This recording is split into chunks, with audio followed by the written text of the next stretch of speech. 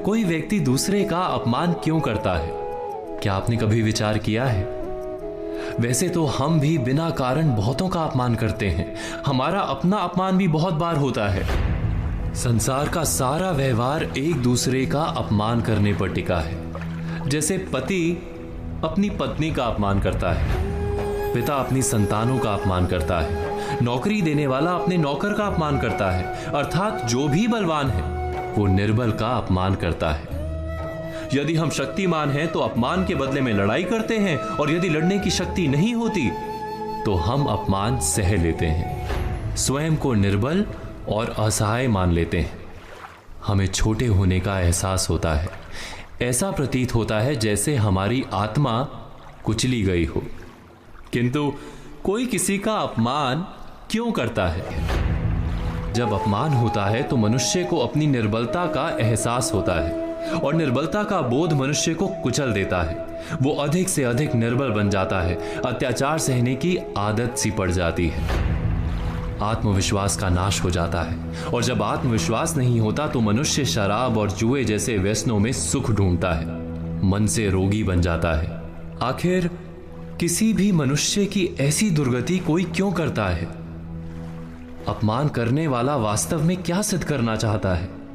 कभी गहराई से विचार किया है? वास्तव में हम किसी का अपमान करते हैं उसकी निर्बलता सिद्ध करने के लिए, यह बताने के लिए कि हम अधिक शक्तिमान हैं। अर्थात वास्तव में अपमान करने वाला स्वयं अपने आप को शक्तिमान या बलवान सिद्ध करने का प्रयास कर रहा है। अपमान करने वाला हकीकत में अपनी शक्ति से आश्वस्त नहीं है, उसे अपनी शक्ति पर भरोसा नहीं है। दूसरों को चुनौती देकर वो अपनी शक्ति पर विश्वास प्राप्त करने की कोशिश करता है। क्या ये सच नहीं? जब हम किसी का अपमान करते हैं तो वास्तव में इतना ही प्रकट करते हैं कि हमें अपने बल पर भरोसा नहीं। हमें ये संसार एक अविरत संघर्ष प्रतीत होता है, कभी ना रुकने वाली एक जंग सी दिखाई देती है। हम अपने निकट आने वाले सभी को प्रतिद्वंदी मानते हैं, फिर वो पति या पत्नी ही क्यों ना हो। हमें निरंतर लगता है कि हमें अपनी शक्ति सिद्ध करनी होगी, अन्यथा हमारा शोषण होगा, हम किसी के गुलाम बन जाएंगे।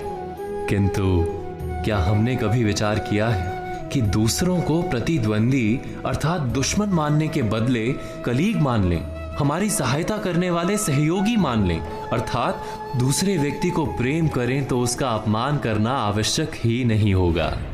किंतु प्रेम करने के लिए आत्मविश्वास आवश्यक है। जिसे अपनी शक्ति पर विश्वास नहीं, वो प्रेम कर ही नहीं सकता। अर्थात जिसका हृदय आत्मविश्वास से भरा होता है, ना वो अपमान करता है, ना अपमान को स्वीकार करता है। क्या ये सत्य नहीं? इस तथ्य पर विचार अवश्य कीजिएगा।